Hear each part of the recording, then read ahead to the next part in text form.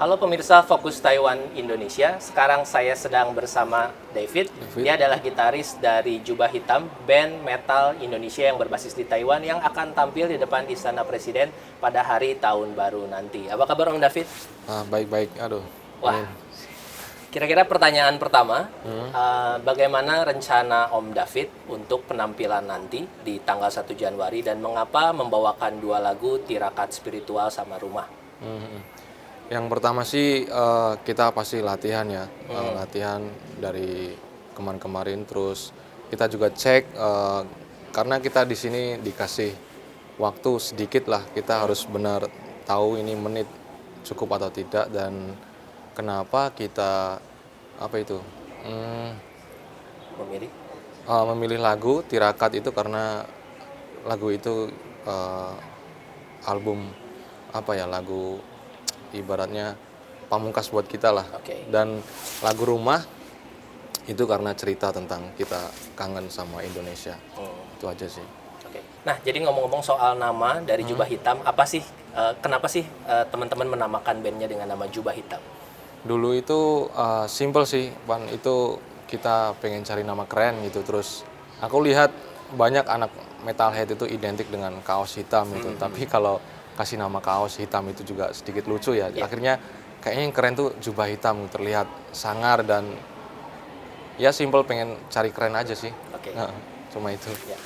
Nah, ini gimana ceritanya teman-teman akhirnya bisa diundang ke acara di Istana Presiden ini dan gimana perasaan teman-teman ketika pertama kali diajak sama penyelenggara? Pasti dari manajer Sally, karena kita panggung di Daan, itu acara apa ya, lupa ya. Itu terus katanya pihak mungkin IO atau promotor dari government tuh lihat, terus tertarik, undang dan langsung hubungi Sally bisa atau tidak, dan ya seperti itu. Perasaan teman-teman ketika akhirnya diajak untuk tampil di depan istana? Wah, grogi banget dan kaget banget lah, terus agak nggak percaya diri, ini kita metal. Karena yang aku tahu sih kayak di Indonesia di istana itu kan aku bisa lihat dan dengar kalau yang bisa masuk sebuah band itu mungkin lagu-lagu atau genre musik yang agak soft lah ya. Tapi apalagi ini di negara orang itu kayak nggak percaya sih bisa masuk dengan genre metal yang agak ekstrim. Seneng banget lah. Jadi apa harapannya pada penampilan nanti? Kan tadi agak grogi ya, grogi. Terus nanti juga akan main di pagi hari. Apa harapan teman-teman untuk penampilan nanti tanggal 1 Januari? Harapannya sih bisa diterima dan mungkin dari government Taiwan bisa ini mungkin ya push event atau acara untuk imigran kali ya. Cuma itu sih, dan ya ini juga buat teman-teman imigran Indonesia juga yang suka musik, teruslah semangat main musik di sini sambil kerja, juga buat passion, hobi, sama buat fun lah. Apakah undangan ini menurut teman-teman juga merupakan bentuk dukungan pemerintah Taiwan pada aktivitas kreasi pekerja migran, dan menurut teman-teman gimana sih dukungan pemerintah Taiwan selama ini pada teman-teman yang mungkin bermusik dan juga berkegiatan seni lainnya di Taiwan? Mungkin kalau masalah dukungan itu mungkin iya sih, aku apresiasi sama government Taiwan bisa melirik kita itu untuk main, dan apalagi ya tadi?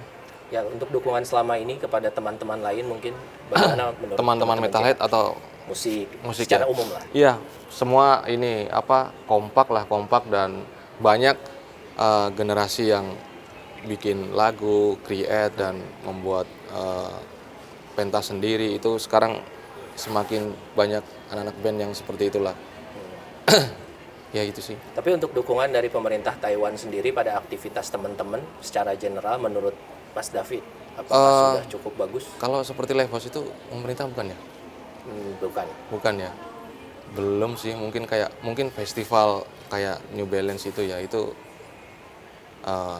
ya ada tapi tidak banyak lah. Kita harus benar-benar gerilya sendiri lah, fight sendiri. Jadi kan Jubah Hitam ini udah dari 2019 ya, dan selama 2019 sampai 2024 ini hampir 5 tahun sudah banyak sekali panggung teman-teman di Taiwan ya, masuk di Megaport Festival misalnya. Nah, Sejak saat itu, apakah panggung dari Jubah Hitam semakin membuat teman-teman sibuk atau seperti apa? Iya, pasti sibuk lah, dan banyak kewalahan karena atur waktu kerja sama manggung itu benar-benar menghabiskan energi sama waktu sih. Itu aja. Oke.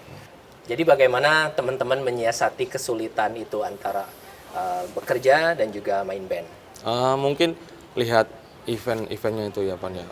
Mungkin dari jarak member semua pada bisa ngokein semua atau enggak. Terus dari segi kadang-kadang pabrik juga di bulan-bulan ini masih banyak lembur itu. Mungkin kita juga banyak cancel nggak bisa nolak lah itu ya. Jadi lihat-lihat bulan juga, lihat-lihat jarak juga sih. Oke. Cuma itu menyiasatinya. Ya. Nah, pengalaman main musik teman-teman Jubah Hitam, apakah baru ketika teman-teman di Taiwan atau dari Indonesia juga udah main musik nih? Semua udah sih, semua udah main musik. Iya itu semua sudah main musik. Terus kalau yang sampai udah recording atau apa aku nggak paham sih ya semua ya. Yang jelas semua udah main musik sih. Tapi main metal. Enggak sih, enggak semua. Oke. Mungkin yang aku tahu nih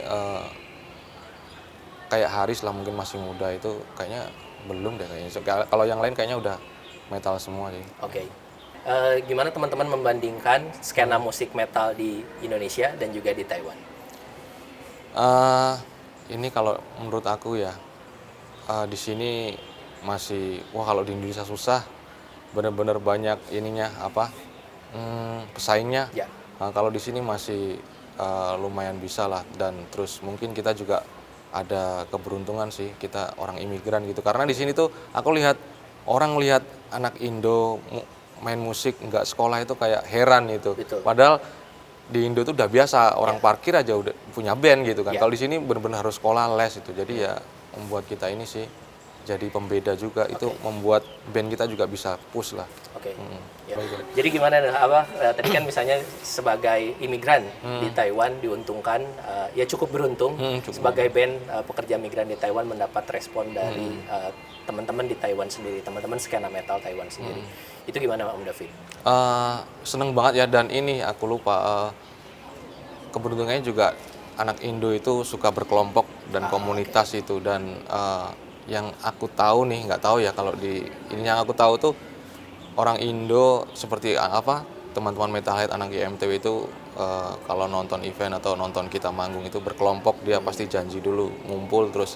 Tapi kalau aku lihat dari mata aku sih, aku lihat orang Taiwan tuh kalau nonton sendiri-sendiri itu. Nah itu menjadi ikonik buat orang Indo sih. Yes, Itu. Ini mungkin agak personal ya Om David. Bagaimana perasaan Om David sebagai musisi dan apa arti main musik untuk Om David? Musik itu kalau menurut aku kayak udah kecanduan sih. Oke. Mas, dan kayaknya satu hari nggak, walaupun semua alat musik lah itu kayaknya itu nggak lengkap kalau sehari itu nggak ngulik, terus membuat